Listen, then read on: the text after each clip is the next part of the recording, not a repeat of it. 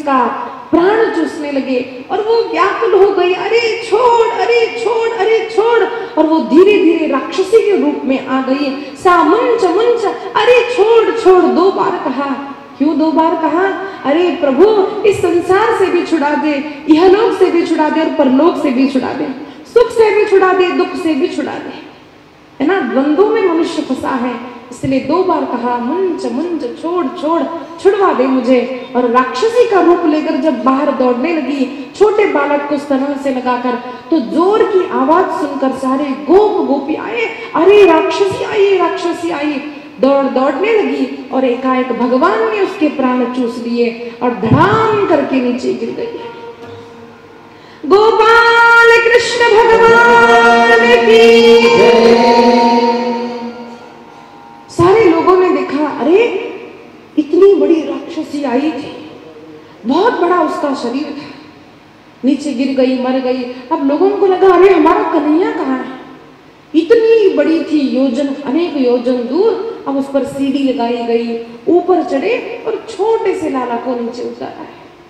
माँ तो लाला लाला कहते हुए नीचे अचेत होकर गिरी थी और गोपियों ने लाया, मैया के पास दिया है। माँ ने लाला को देखा, अरे हाथ तो ठीक है, पैर तो ठीक है, मुख तो ठीक है। बार बार चुम्बन लेकर आलिंगन लेती है, लाला लाला तुझे कुछ हुआ तो नहीं? और सभी ने देखा बड़ी राक्षसी है, पता नहीं कैसे मर गई। अब बुरा कुछ होता है तो बूढ़ी माताएं कहती हैं, अरे आता नजर काढा, दृष्ट काढा, लाला दृष्टच लागली असेल। अब बूढ़ी माताएं बोलती है, अरे बहुरानी, अरे बिटिया जरा जाओ। गोमूत्र लाया गया, गौ माता को लाया गया, गौ माता के पुच्छ से दृष्टि निकाली गई। निकालनी चाहिए, किसी को दृष्टि लगी हो तो गौ माता के पुच्छ से निकालना। आपण बदराणा सुद्धा काढतो ना, दृष्ट काढावी, दृष्ट लागत असते बरं, सगळ्यांना लागते। मनुष्य की दृष्टि ऐसी खराब होती है, सबकी नहीं, कुछ लोगों की ऐसी खराब होती है। किसी माता ने आपको खाते हुए देख लिया तो उल्टी पक्की होगी, समझ रहे, होती है ऐसे कुछ लोग, सबकी बुरी नहीं होती। किसी ने कहा ना बड़े अच्छे लग रहे हो, सबकी बुरी। किसी ने बस देखा, बस काहीतरीच होऊ लागतं बघा त्या दिवशी। इसलिए दृष्टी निकालनी चाहिए। मीठ मोहरीने सुद्धा आपण काढतो ना, दृष्ट काढावी। सब लोग अच्छे नहीं होते, सबकी दृष्टि भी अच्छी नहीं होती, इसलिए हमको पता नहीं होता कौन कैसा है। जब 4 लोगों ने हमारे बच्चों को देखा तो माँ का कर्तव्य होता है ना, माँ को लगता भी है, अरे माझ्या मुलीला दृष्ट लागली बरं, तो माता सहज निकालती थी। तो बूढ़ी माताओं ने कहा, अरे जरा गोमूत्र ला। अब छोटा सा लाला को बिठाया है, आंख मूंद कर बैठ गया, उस पर गोमूत्र डाला गया, सगळं शेणानं लेपन केलं, छी वाटतंय का, है ना। फिर जल डाला गया, फिर साफ साफ किया गया और फिर दृष्टि निकाली लाला की। अब ये सब सुन के हमारी पढ़ी लिखी माताओं को लगता है, भाई काय हो त्या मूर्ख गोपी, कहीं गोबर डालते हैं क्या, गोमूत्र डालते हैं क्या, कहीं डालना चाहिए क्या? मुझे बताइए, यहाँ पर गोमूत्र का अपने घर में कौन कौन रखता है? गोमूत्र क्यों रखते हैं? घर घुसा है ना, हाँ, शुद्धि छिड़कने और पीने, आरोग्य के लिए। रामदेव बाबा की जय।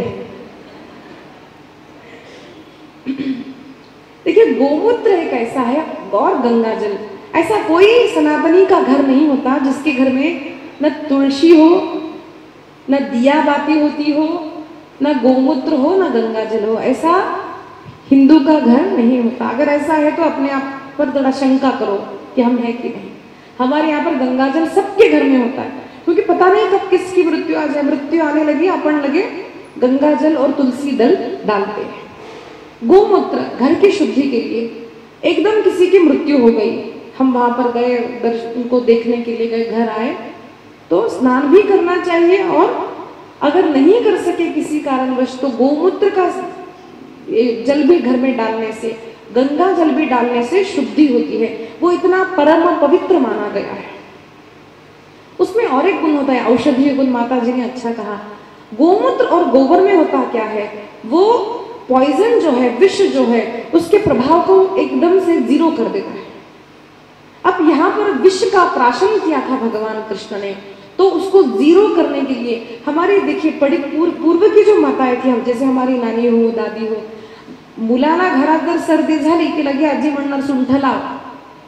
अब आपकी माताओं को पता नहीं वो सुंठ क्या है, वो क्या, वो बोलती है विक्स लगाओ, है ना। तो मुझे अभी भी हमारी नानी की बहुत याद आती है। घर में बच्चों को कुछ हो गया तो पहले हम लोग बड़ों को पूछते काय करावं, उनके पास है ना फिर काय करावं काय करू नहीं, वो बुक्स होते ना, क्या करना चाहिए क्या नहीं, वो यहाँ पर होता था। अरे ऐसा करो अब भी गायब हो जाएगा, देखो अब भी काढ़ा। मुझे 2-3 दिन आपने देखा होगा, बड़ी सर्दी थी, डॉक्टर बालिका जोशी के कारण कम हो गई। क्या किया इन्होंने, अरे बढ़िया सा काढ़ा बना के दिया, कम हो गए। अब देख रहे हैं ना कम हो गए। तो ये हमारी माताएं थी, हर घर में हमारी माता जो थी वो डॉक्टर थी। ये आयुर्वेदिक जो है ना होते हैं नुस्खे, उसको बोलते हैं, ये सारे वो जानती थी कब क्या करना है, कौन सा काढ़ा पीना है, कब नहीं पीना है, जास्त का प्यावा कमी का, सब उनको पता था। पर हमने हमारी नानी को भी देखा ये सब करते हुए बच्चों को, तो ये सारी चीजें आती थी। ये जो गोबर से और इससे नहलाया, उसका कारण है कि ये विष को, प्रभाव को पूरा जीरो कर देती है। हम लोग कहते हैं ना जो गौ माता है उसमें जो है 33 कोटि देवस्था है ना, 33 कोटि देवता रहते हैं। तो भगवान के गोबर में लक्ष्मी माता रहती है, ऐसा कहते हैं गाय के गोबर में। क्यों, जिसके भी जहां पर भी खेती होती हो, आज वहां पर केमिकल्स हम लोग उपयोग करते हैं, उन केमिकल्स के कारण उन जो हमारे खाद्य पदार्थ हैं वो दूषित हो गए हैं, और आज जो रोग होता है वो खाने के कारण ही रोग होता है, क्योंकि वहां पर केमिकल्स लग रहे हैं। पहले ऐसा था कि खेती में गाय माता को घुमाया जाता, खेती करने से पहले गाय को घुमाया जाता, फिर वो जो गोबर है, हमने ठीक अध्ययन करके बोल रही हूँ, जो गोबर होता है वो बड़ी जमीन पे सब लाते, उसको सुखाते, पूरा सुखाते, फिर उसको जो है अनेक चीजों से उसको पाउडर कर देते, पाउडर, फिर उसको जब ये डालते, तो इससे बड़ा अच्छा कोई पदार्थ नहीं जो हमारे पौधों को पुष्ट करता है। ये सबसे बढ़िया जो नेचुरल जो बोलते फर्टिलाइजर वो है गाय का गोबर। वो क्या करता है, जो जमीन में कीड़े आते हैं उसको निकाल देता है, और जो पुष्ट करने का काम है मिट्टी का, उसको बढ़ा देता है। इसलिए हमारे जो खाद्य पदार्थ थे वो पुष्ट होते थे। आज जो है हम जो केमिकल डालते हैं मिट्टी में, उससे मिट्टी भी खराब होती है, वो मिट्टी पानी में मिलकर हमारे पेड़ पौधों में भी जाती है, और हमारे जो धान्य है वो सारा कलुषित हो जा रहा है। वो धान्य खाने से ही आज हम रोगी हो रहे हैं। मतलब डॉक्टर बोलते हैं कि भाई ये फल खाओ, वो खाओ, ये खाओ, लेकिन आप देखिए फल में भी कई सारी बीमारियां। अब डॉक्टर भी बोलते हैं ज्यादा एप्पल नहीं खाना, पहले बोलते थे ना एप्पल खाओ, हर दिन 1 एप्पल, तो आपके हार्ट प्रॉब्लम्स गायब। अब डॉक्टर बोलते हैं कि एप्पल मत खाओ, क्यों, खेती बाड़ी का तरीका ही सब खराब हो गया। फिर हमारे यहाँ कहा जाता है कि गौ माता के कंठ में शिव होते हैं, क्यों, एक स्टडी की गई थी, गौ माता कहीं पर भी अगर कुछ खाती है तो गलती से भी अगर गौ माता ने विषारी पदार्थ कुछ खा लिया हो तो वो जो है कंठ में धीरे धीरे ऐसे करके एक नीला नेकलेस की तरह हो जाता है अपने आप। तो उसको जब निकाल के देखा गया तो विष जो सारा अगर गलती से गया है वो कंठ में आ जाता है, और कहीं शरीर में, दूध में या फिर गोमूत्र में कहीं वो फैलता नहीं। गौ माता का शरीर ऐसा बना है, इट हैज दैट कैपेसिटी, अगर गलती से भी विष गया वो सारा लेकर के यहाँ पर वो जमा करती है। नीलकंठ है ना भगवान, तो इसके लिए हम कहते हैं कि माता, गौ माता के कंठ में शिव है।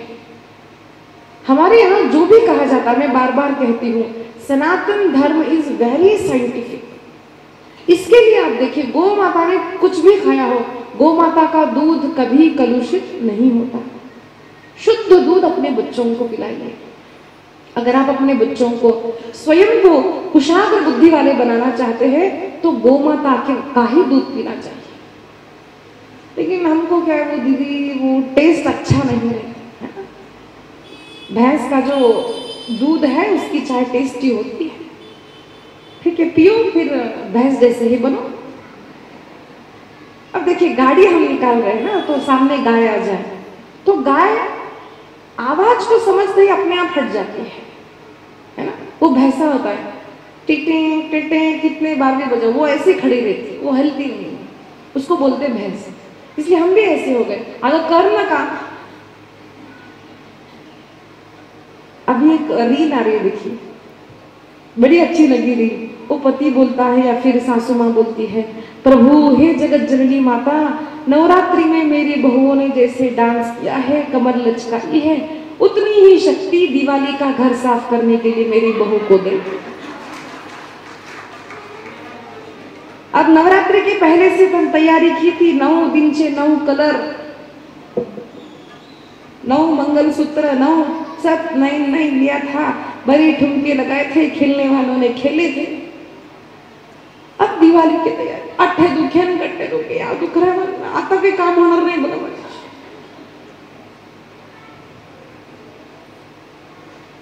वो तो हंसने के लिए बोल दिया, हमारी माता ऐसे नहीं है। वैसे हम लोग दिवाली को घर साफ करते हैं ना, कथा के बाद हम सब अपना घर साफ करेंगे। क्यों? क्योंकि माता महालक्ष्मी का पदार्पण हो रहा है। अब बात आई है तो हम आपको बोलते हैं, जिस गो माता को हम पूजा करते हैं ना, वो गो माता प्रगति है। हमने कल सुना समुद्र मंथन से, तो वो गो माता का हैप्पी बर्थडे टू यू कब है पता है आपको? दिवाली के दिन सुबह में 6 बजे गो माता प्रगति है, प्रथम कामधेनु, तो तब गो माता का पूजन करना चाहिए सुबह में। और शाम को समुद्र मंथन होने लगा, एक आने लगी, तो जैसे ही शाम हुई 6 बजे माता महालक्ष्मी प्रकट हुई है। गो माता की, लक्ष्मी माता की। तो दिवाली के दिन सुबह में गो माता का पूजन 6 बजे और शाम को 6 बजे लक्ष्मी माता का पूजन, ये हमारे शास्त्रों में दिया है। तो ये पूरा साइंटिफिक है। तो इन गोपियों ने सारा किया। अब माँ को लगा भाई मेरे लाला को तो नजर लग गई। अब ये सारी गोपियों का एक ही काम है, बार बार गीत गाती, बार बार नृत्य गाती। अब लाला को लिया और सारी गीत गाने लगी है।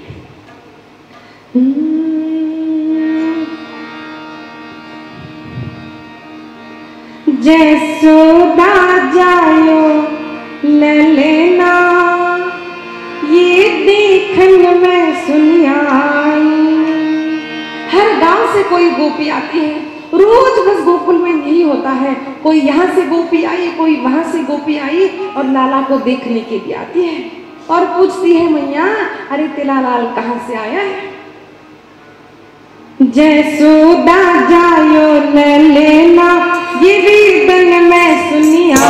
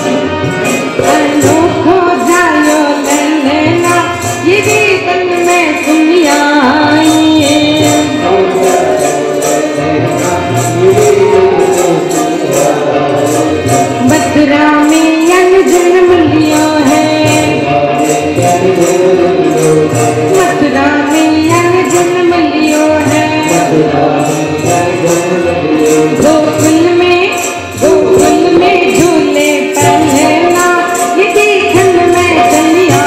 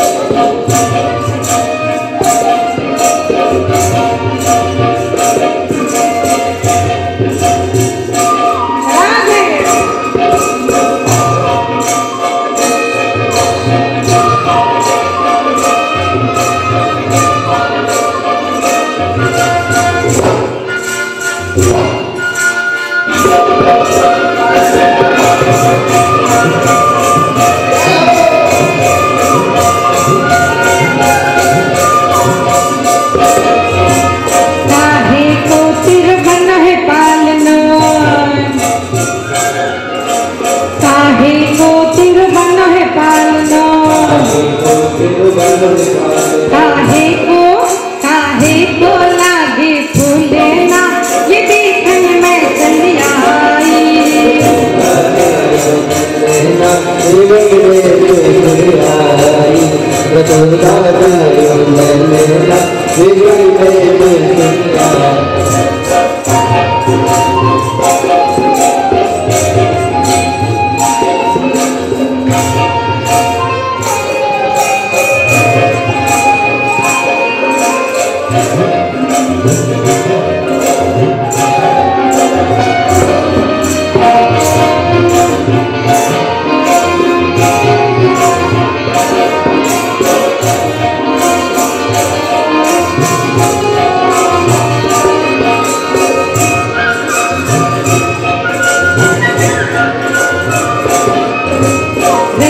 जड़ित या को बनो है पालनो, रतन जड़ित या को बनो है पालनो, रतन जड़ित या को बनो है पालनो, रतन जड़ित या को बनो है पालनो। रेशम के लागे फूले ना ये देखन मैं चली आई। यशोदा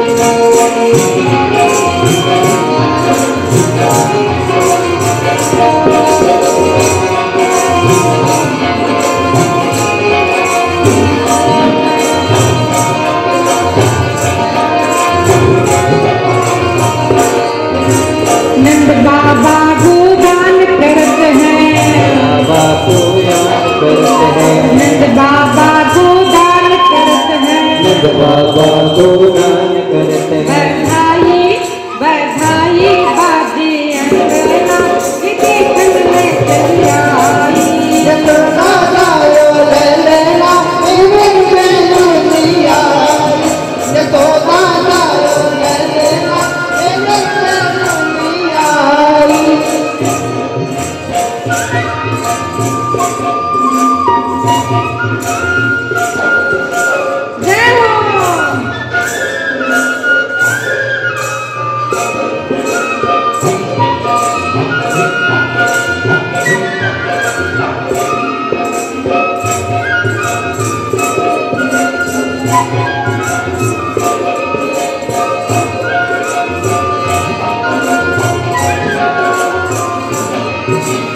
चंद्र सखी भज बाल कृष्ण छवि, भज बाल कृष्ण छवि, चंद्र सखी भज बाल कृष्ण छवि, चंद्र सखी भज बाल कृष्ण छवि।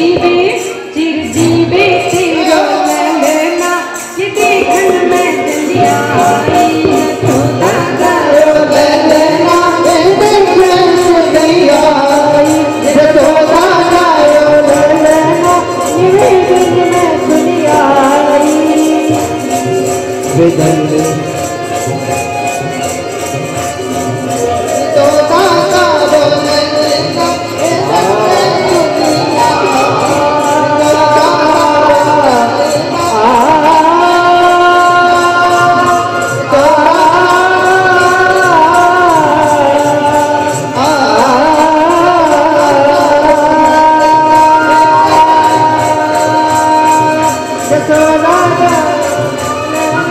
Yeah.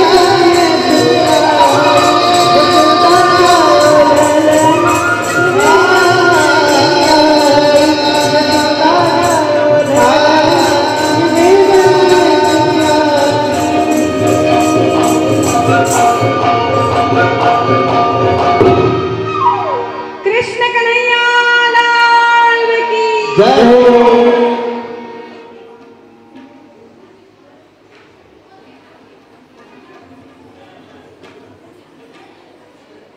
शुक्राचार्य महाराज वर्णन करते हैं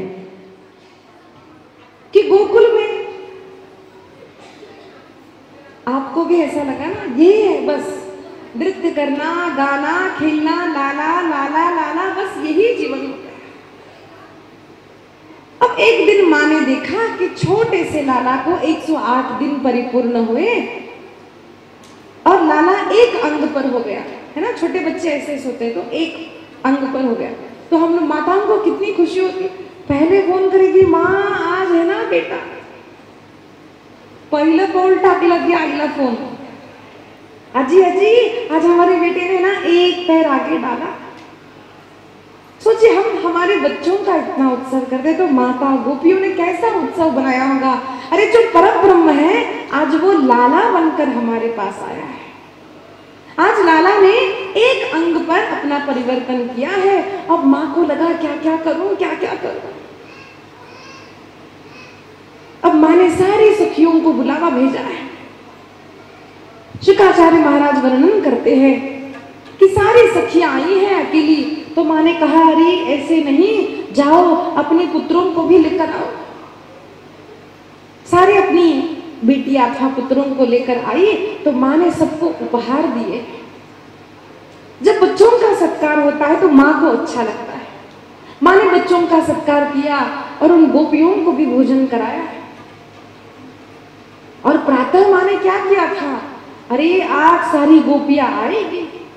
अब गोपियां तो कन्हैया कन्हैया कह के बार बार हाथ लगाएंगी, छोटा सा कन्हैया की नींद खराब हो जाएगी। लाला को बैल के पीछे जो स्थान था झाड़ के नीचे, एक बैलगाड़ी के नीचे सुला दिया है। उस बैलगाड़ी में दही, दूध, माखन आदि सब कुछ रखा था। अब नीचे लाला को रख दिया है पल्ले में। माता ने सोचा यहाँ कोई डिस्टर्ब नहीं होगा उसको, यहाँ पर। अब अंदर माँ उत्सव करती है, सारी गोपी आई है। अब लाला को लगता है माँ तो मेरा उत्सव करती है और मुझे ही भूल गई। और जब से लाला आया है तब से मामा अलग अलग खिलौने भेजता है। अरे मेरा भतीजा है, मेरा भतीजा है। आज कंस ने उत्कच नामक असुर को भेजा है, जिसने अपने शरीर का दुरुपयोग किया।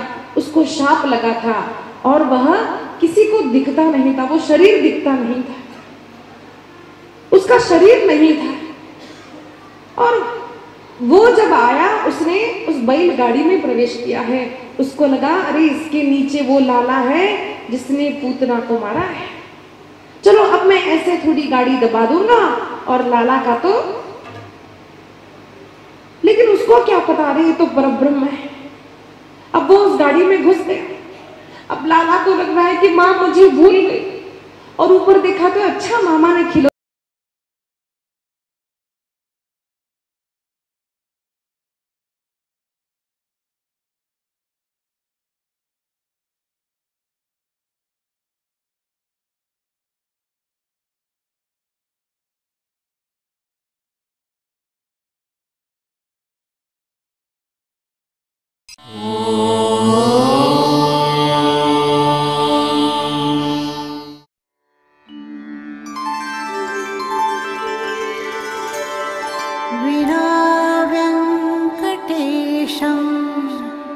ननाथो ननाथः सदा वेङ्कटेशं स्मरामि स्मरामि। हरे वेङ्कटेश प्रसीद प्रसीद। प्रियं वेङ्कटेश प्रयच्छ प्रयच्छ।